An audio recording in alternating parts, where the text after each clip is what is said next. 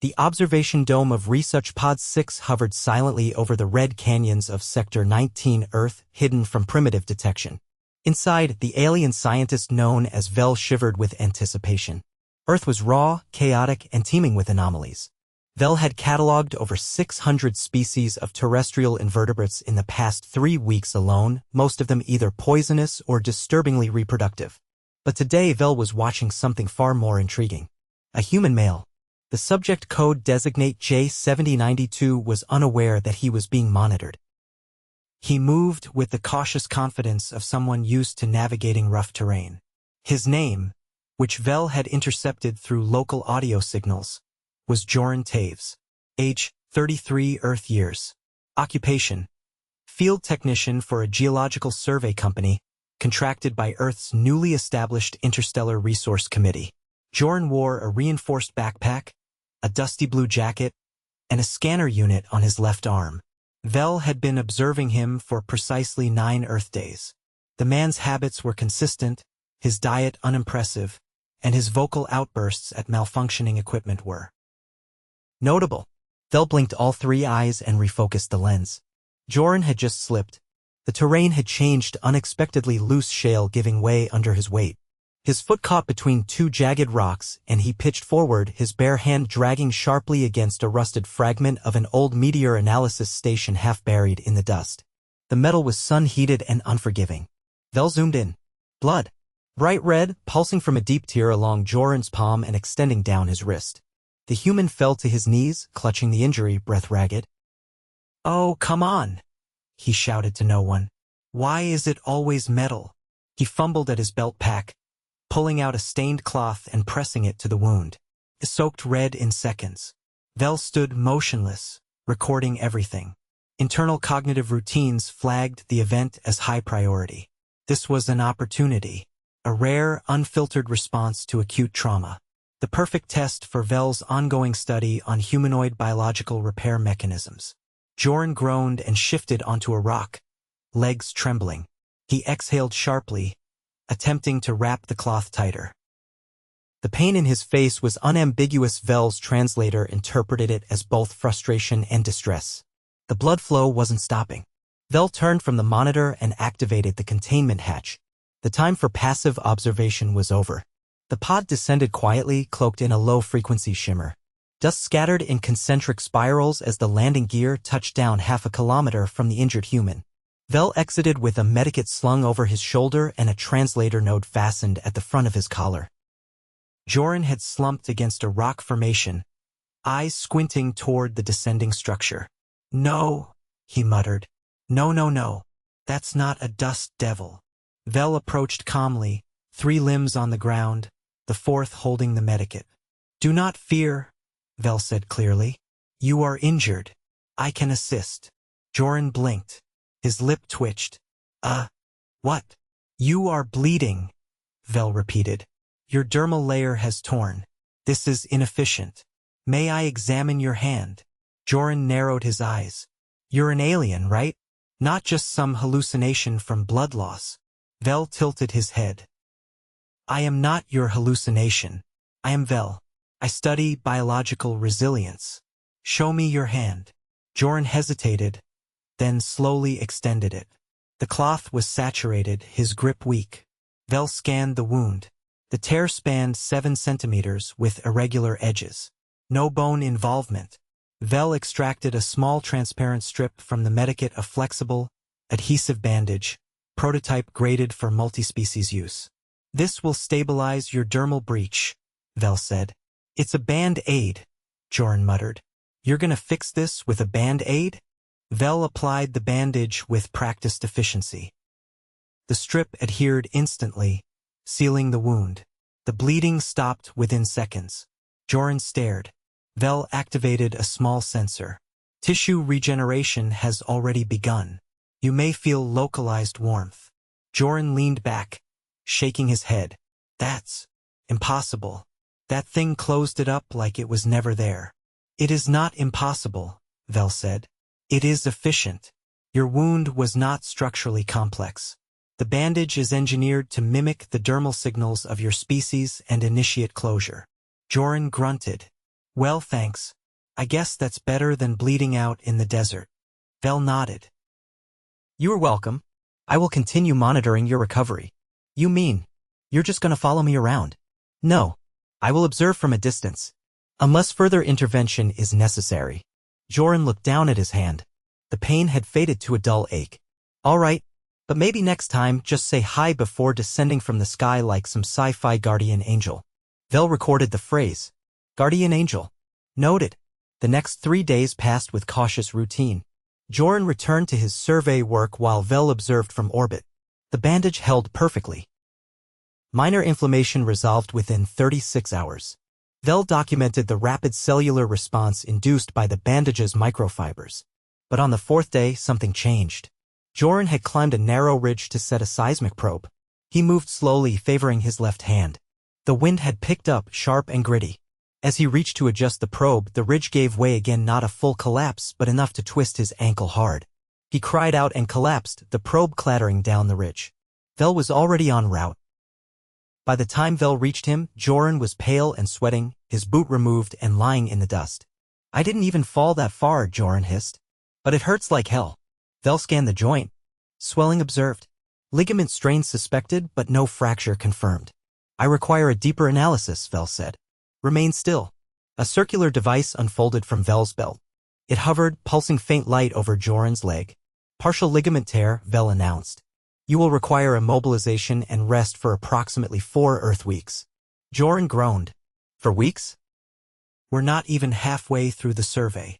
You will compromise long-term function if you continue, Vel said. You must not. Joren exhaled sharply, then nodded. Vel applied a stabilizing brace not unlike a common human cast, but lighter with embedded pressure sensors. I'll stay in the pod, Joren muttered. There goes my bonus. Vel did not understand human economic structures, but sensed disappointment. Inside the observation dome, Joren's mood shifted with the passing days. He alternated between rest, remote data analysis, and occasional bursts of sarcasm. You really just float around patching up wounded explorers? He asked once. I study your responses to damage, Vel replied. You are the most unpredictable species I have encountered. Is that a compliment? It is a statement. Joren laughed, and for the first time, Vel recorded it as a positive social cue. By the end of the 3rd week, Joren was walking short distances unaided. The hand injury had fully healed, leaving a pale scar. Vel documented the progression meticulously. The adhesive bandage had exceeded expectations. Vel's reports to the Central Research Assembly received commendations. But his curiosity remained unsatisfied. Why had the human been so quick to trust him? Why had he laughed despite the pain?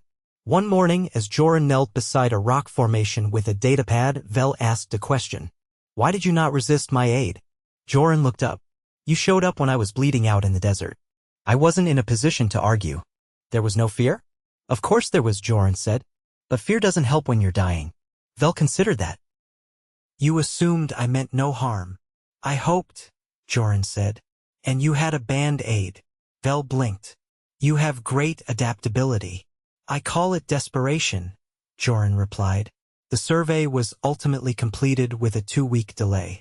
Joren transmitted his final reports from Vel's pod, leaning back in the chair with his ankle elevated.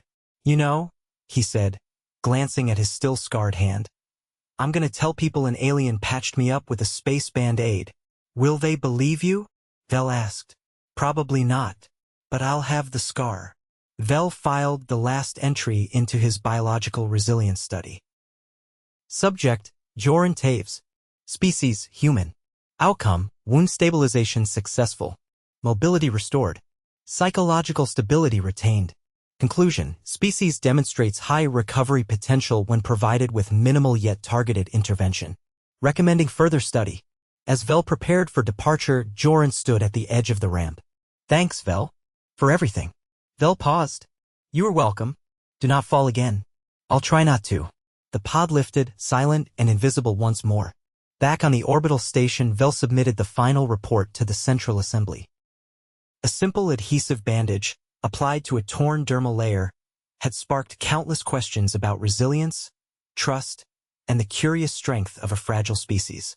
Vel did not understand everything about humans, but he understood enough to know they were worth watching. 3 weeks after the final survey transmission, Joren Taves resurfaced in the orbital station's common deck with a limp that refused to cooperate with the ship's gravity compensators. He leaned against the curved window, watching Earth rotate below in silence. The artificial light overhead flickered as it cycled into station night. No one else stood nearby. At least, no one he could see. Vel had returned to the Central Research Assembly with a full data capsule and no intention of further fieldwork. That had been the plan, until Joren submitted a supplemental report titled, Unexplained Biological Variation in Post-Treatment Recovery, a Field Technician's Observations. It wasn't technical. It wasn't even coherent in places. But it had caused a stir. Vel materialized beside the viewport with the same unsettling quiet he always used. Joren didn't flinch. You submitted a report, Vel said. Didn't think you read recreational documents. It was flagged as anomalous. Joren shifted his weight. That surprises you? You referenced neurological fluctuations during recovery. I had weird dreams, Joren said, and I couldn't eat anything green for a week. Vel tapped at a hollow slate, scrolling through Joren's file. Your gustatory aversion was not documented. It wasn't in the survey logs. I didn't think it mattered. It does. Joren turned from the window. I figured. That's why I sent the report. Vel paused. We wish to investigate further. A cross-disciplinary unit has been assembled. Your tissue response exceeded projections. The assembly requires replicated conditions. Joren exhaled slowly. You want me to get hurt again? Controlled injury. That's worse. Vel adjusted the hollow slate. You would be compensated. I don't need money. I need to know why my hand still tingles when I wash it in hot water. That is a valid symptom. So is my hair growing faster? That normal too? Vel blinked. Unknown. Joren pushed off the window and walked away without another word. Vel followed. At 0700 the next cycle, Joren reported to Lab Sector 12. The room was octagonal, with padded walls and a central diagnostic table surrounded by machinery that hummed just above hearing. A transparent cylinder held rows of medical instruments that shimmered faint blue. A second alien waited inside, taller than Vel, with limbs too symmetrical for comfort and a mouth that opened vertically. He scanned Joren and said nothing. Joren pointed. That one's not here to chat, is it? No, Vel said. That is Reth. Tissue specialist. Does it speak? Only when necessary. Reth made a low clicking sound, then gestured toward the table. Joren sighed. All right, let's poke the mystery meat. Vel handed Joren a thin capsule. Swallow this. It will suppress pain receptors locally. No sedation? We require cognitive feedback. Joren took the capsule dry, then removed his jacket. Which limb are you messing with? Right forearm. Good, Joren muttered. The left still buzzes when I touch citrus. Reth extended a needle-like instrument and made a quick incision along Joren's forearm. It was no longer than a fingernail. Blood rose in a neat line and immediately turned a strange violet hue. Vel stepped forward. Do you feel that? Feels like a sunburn in reverse, Joren said. Cold inside, warm outside. Reth applied a patch different from the original bandage, this one translucent with embedded filaments that pulsed green. We are testing regenerative prompts, Vel explained. This patch introduces adaptive proteins. Joren watched the wound close itself with unnatural speed, leaving behind skin that looked faintly metallic under the lab lights. I'm not supposed to look like a coin, he muttered. You don't, Vel said. That is temporary. Reth made a series of chirps and recorded cellular behavior for analysis. 2 hours later, Joren was released with instructions not to exert himself. He ignored them. That evening he played zero-G racquetball with a group of engineers. By the next morning, his arm had developed a lattice pattern across the skin, like frost forming on glass. Vel confronted him in the corridor near the hydroponics ring. You disobeyed recovery protocol. I wanted to see if it'd hold, Joren said, flexing his fingers. It did. Your skin is exhibiting restructuring. I noticed. Vel scanned the arm without permission. The pattern is forming along stress lines. Your body is reinforcing itself autonomously. Joren raised an eyebrow. So I'm evolving? You are compensating. For what? Unknown. 2 days later, Joren's arm returned to normal, the lattice vanishing as if it had never been there. But his grip strength had increased by 30%. Vel called an emergency session with the assembly. Joren was summoned but arrived late, holding a cup of black tea and wearing a shirt with a stain on the collar. Inside the chamber, 12 alien entities floated or stood or hovered in silence. Each belonged to a different species. None of them looked remotely impressed. Vel gestured to Joren. This is the subject. I can introduce myself, Joren said.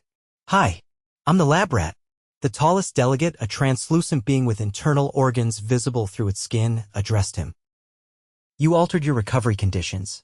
I played racquetball. That was unwise. I didn't break anything. Vel interjected.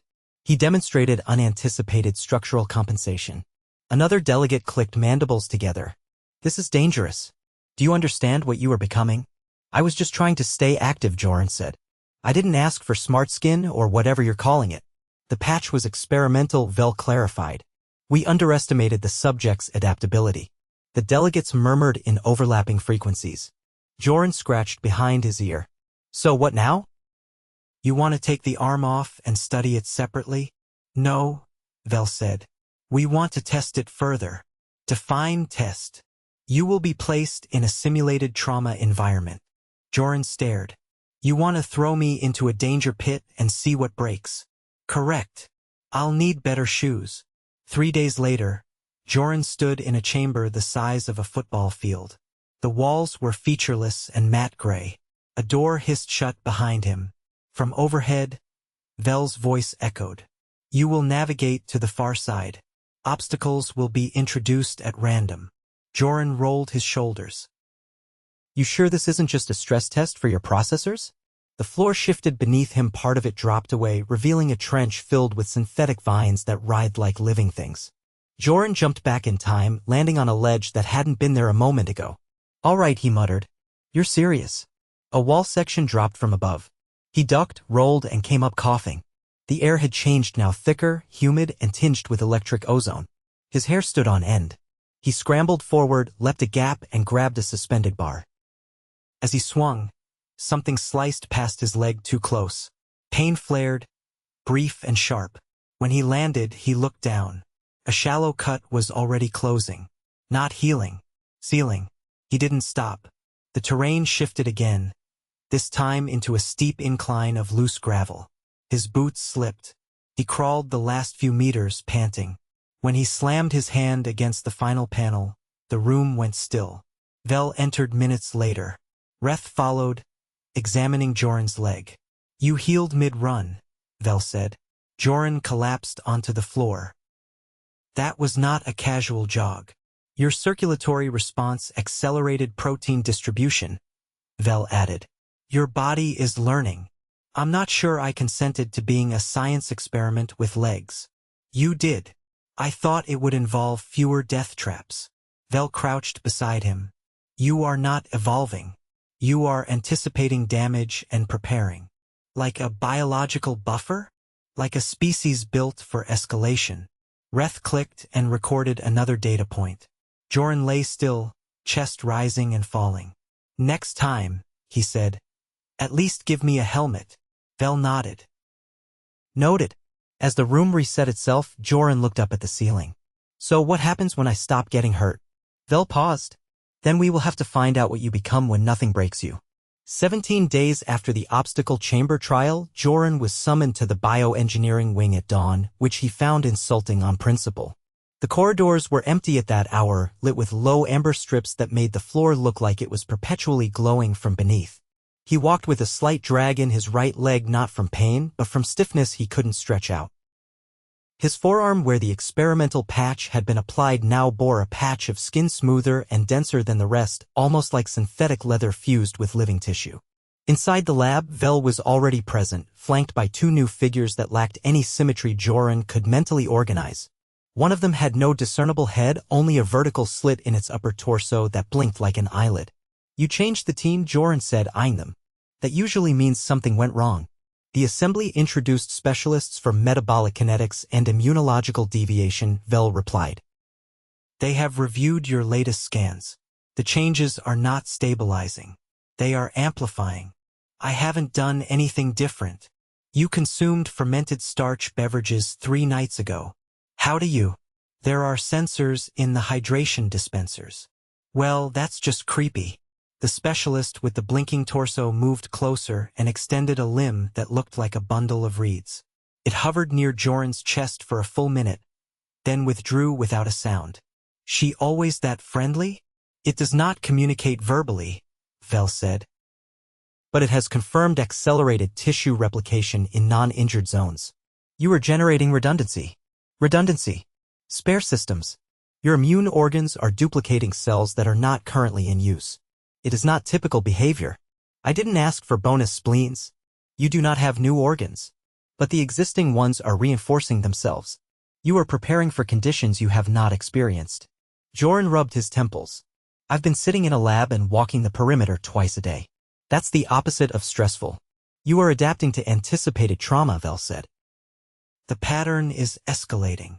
The other specialist, a squat, shell-covered creature that reeked faintly of ammonia, waddled forward and held out a transparent container. Inside was a pinkish fluid, thick and slow-moving. What's that?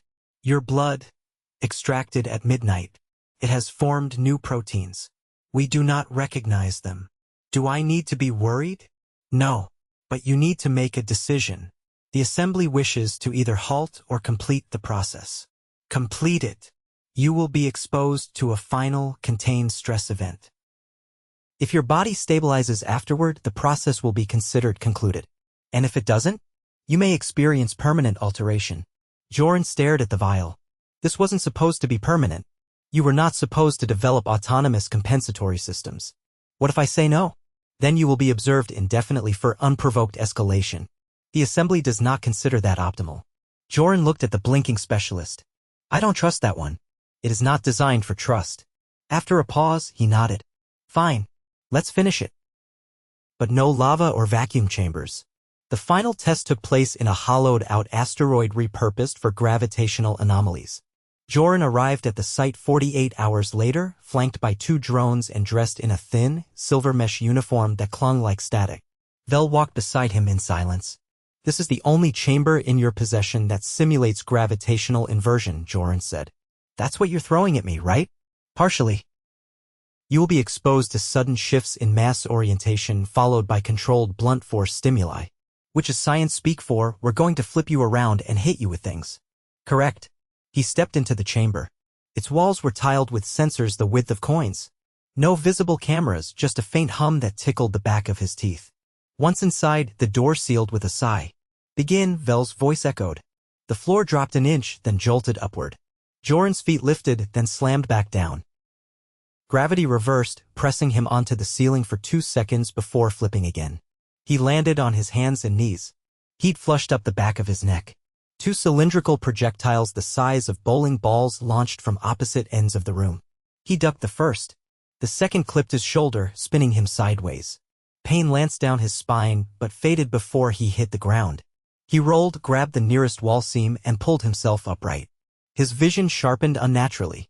Colors looked oversaturated, too real. Another jolt. Gravity shifted sideways. He slammed into the far wall. One rib cracked audibly. Then it stopped. He lay there, breathing hard, waiting for more. Nothing came. After a full minute, Vel entered. Your rib is healing. I noticed, Joren said, voice hoarse. It cracked, and now it doesn't. You also processed gravitational reversal faster than predicted. Your inner ear has adjusted its feedback loop. How does it know how to do that? We do not know, but your core temperature has stabilized. No further mutations detected. So that's it. We believe the adaptation cycle has concluded. Joren sat up. No new surprises? No third nostril on my back next week. Unlikely. He stood slowly. Nothing ached. Back on the station, he underwent a final scan. The specialists dispersed. Vel accompanied him to the observation deck, where Earth glittered below, rimmed in sunrise. I feel normal again, Joren said. Almost boring. You are not boring. You are capable. No more spontaneous healing? You will recover faster than most. But not unnaturally. Kind of wish I'd asked for a better knee while I had the chance. Vel looked out the viewport. You endured targeted trauma, metabolic transformation, and cellular deviation with minimal distress. Your report will become the cornerstone of our resilience archive. That's a weird kind of legacy. You are the first human to complete a full adaptive cycle under alien-induced modification without regression or psychogenic failure. Joren turned. Is that a compliment? It is an outcome. I'll take it. Vel handed him a small, rectangular case. Inside was the original adhesive bandage, the one applied to his hand weeks ago, now sealed in a vacuum display container. This belongs to you. A symbol of the beginning. Joren closed the case. You know, I never even asked what you were hoping to find when you picked me. We were not hoping. We were observing. What we found was unrepeatable. You saying I'm unique? I am saying you are statistically unreplicable. That is rarer. Joren laughed, the sound echoing faintly in the empty deck.